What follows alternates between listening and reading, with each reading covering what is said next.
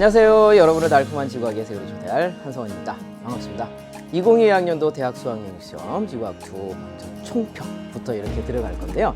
자, 이번 시험이 어땠냐 이런 것들을 들어가기 전에 여러분들 정말 고생 많으셨어요. 여기 시험을 준비하느라 여러분들 몸도 몸이지만 마음고생도 많으셨죠, 그죠? 재충전하는 시간 조금 가져주시고요. 앞으로 좋은 미래가 올 것이다 라고 미래만 이렇게 생각하면서 가주셨으면 좋겠습니다. 자, 이번에 이제 이 수능 시험 문제 어땠냐 이런 것들을 봤을 때 전체적으로 먼저 하나 말씀드리자면 문제는 조금 어려웠습니다. 자, 우리가 6평이라든지 9평에서 봤던 문제들보다는 조금 난이도가 있었었고요. 그리고 그동안에 등장 안 했던 새로운 유형들 문제도 좀 있어서 여러분들이 당황하셨을 수 있을 것 같아요.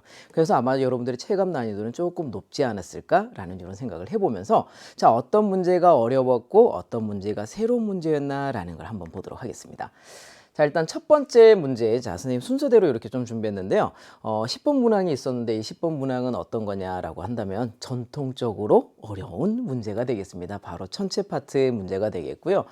행성의 운동을 가지고 뭐 순행과 역행을 따지는 형태의 문제인데, 근데 이 문제가 뭐가 조금 어려웠었냐면요. 적경과 저기가 나와 있는 상황, 그리고 T1, T2, T3의 조건이 붙은 상황, 그 다음에 A와 B가 내행성인지 외행성인지 이런 것들을 또 파악하는 상황, 이런 것들이 조금 어려웠었어요. 그래서 특히 보기 중에서 행성 뭐 B 같은 경우는 A 같은 경우 이렇게 이제 존재하는데 B가 이거 외행성일까 내행성일까 이런 것들을 좀 파악해야 되는 것, 물론 조금 연습을 하셨다면 그래도 괜찮으셨을 텐데요. 그렇지 않았다면 조금 난이도 있는 문제였다라고 생각해 주시면 될 것 같습니다. 자, 요런 10번 문제 천체가 이제 어렵다라고 보시면 될 것 같고요. 마찬가지 15번도 마찬가지입니다. 어찌 보면 그동안에 우리 기출이라든지 혹은 6월일 9평 이렇게 봤을 때 천체 파트가 그렇게 난이도가 있지는 않았어요. 근데 이제 이번에 뭐 15번이라든지 이런 것들 보면 난이도가 조금 높아졌고요. 바라보는 관점이 우리 지표면에서 하늘을 올려다보는 관점이기 때문에 약간은 여러분들 좌우가 뒤바뀐다라는 사실을 아셨으면 그래도 좀 문제가 수월하게 풀리지 않았을까. 물론 거기에다가 플러스 해가지고요. 몇 시간 후에 이 천체가 어떻게 될 것이냐라고 하는 거를 회전시켜서 관측도 했었어야 돼요. 자, 그렇기 때문에 이 문제 또한 아마 오답률이 또 높게 나오는 형태의 문제다라고 보시면 되겠습니다. 자, 그리고 아마 여러분들이 문제를 풀다가 많이 당황하셨을 문제일 것 같아요. 뭐냐면 20번. 사실은 선생님이 이거 고민했어요. 이걸 어려운 문항에 넣을까, 새로운 문항에 넣을까. 어렵고도 좀 새로운 문항이었고요.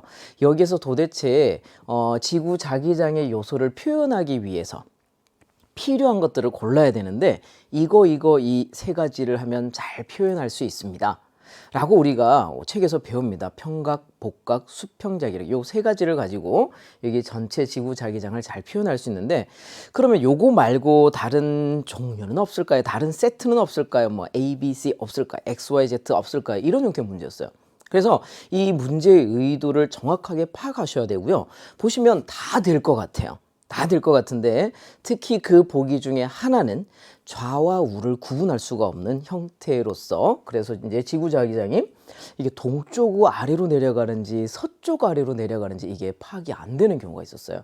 그렇기 때문에 이 20번 문항을 보시게 되면 이 20번 문항에서는 아마 좀 새롭고 어려운 문항 형태가 됐었고요. 여러분들이 많이 당황했을 것 같습니다. 나중에 혹시 궁금하시면 뒤에 이제 우리 총평 말고 이제 해설 강의 20번 하시면서 선생님 어떻게 풀어야 하는지 한번 보여드리도록 하겠습니다. 자, 일단 어려운 문항 이렇게 있었죠. 그러니까 난이도 꽤 있었고 여러분들이 문제 접근이 어려웠을 겁니다. 새로운 문항이 있을까요? 라고 한다면 새로운 문항도 있었습니다. 자, 보시면은 선생님이 이제 그 수업하다가 간혹 이야기를 했어요. 뭐냐면 이게 이 11번 문항이 이제 탐구 과정이 나오는데 이제 탐구 과정이라든지 혹은 그 탐구 과정에서 이제 이렇게 뭐 클리노미터를 읽는다든지 이런 것들은 기존 기출에 흔히 있는 문제였습니다. 흔히 있는 문제였는데 그동안의 기출에서는 어떤 것들이 거의 등장하지 않았었냐면, 자, 요 탐구 결과를 살짝 보면 편각이라는 게 나오게 돼요. 그래서 실제로 우리 수능이라든지 6월 평가원, 9월 평가원, 우리 교육과정 바뀌기 전에도 지구학2가 있었거든요. 그때도 마찬가지 그 이전 한 10년 정도 문제를 쭉 훑어봐도요. 편각을 주고 그 다음에 주향을 쓰세요라는 문제는 없었습니다. 그러니까 올해 처음으로 뭐가 등장하냐면 평각이 이렇게 되는데 너 진북에 대해서 주양 어떻게 되겠니? 라는 형태의 문제였어요. 그동안의 문제는 바로 앞에서 그 클리노미터를 그냥 읽고 끝내는 문제였다고 한다면, 자, 이번 문제는 읽고 평각이 이렇게 되는데 진짜 주양은 얼마겠니? 라는 형태의 문제였습니다.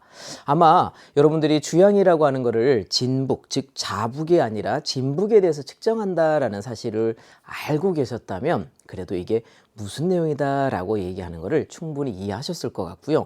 만약에 내가 그런 고민이 전혀 없었다면 아마 실수를 하고 다른 답을 쓰지 않았을까라는 생각이 듭니다. 그래서 새로운 유형, 나머지 문제는 다 비슷한데 물어보는 스타일에서 이제 살짝 이런 평각 이런 것들이 물어봤기 때문에 새로운 문제다라고 이렇게 이야기해 드리는 겁니다.